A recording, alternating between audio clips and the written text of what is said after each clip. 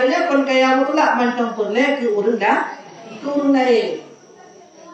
Maka sehebat apapun katanya, tapi tidak sehebat Allah Ta'ala.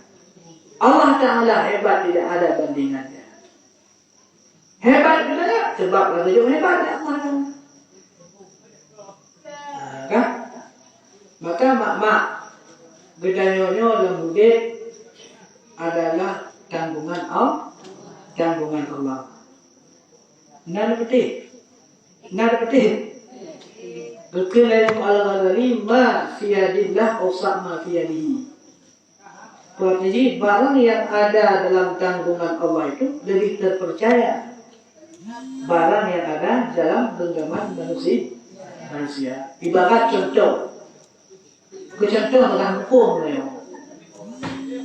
Misalnya hidupnya tajak utao.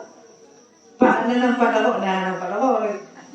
Kalau tak mungkin, tak mungkin. Jak belanja. Puri belanja.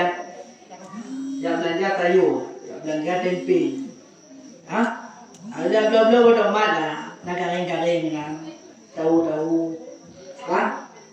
Lengan patopeng dalam iku. Padu apa tahu? Padu apa tahu? Kita contoh, waktu 25 bet dapat dari iku boleh. Dia batal lagi hari ke iku ya. Kantor mah. Batalnya iku.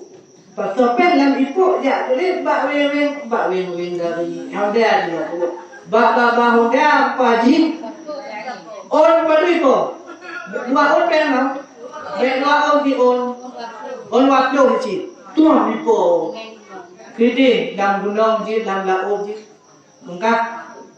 Bantu apa gede? Tanyang je. Mungkin waktu 5 bet. Waktu 5 bet. 3 bet itu. 4 kali 5 bet itu je. Padi kagak. Padahal kan dalam laut katanya. Pengen. Dalam ipuk kita. Ipuk kita je. Maknanya dalam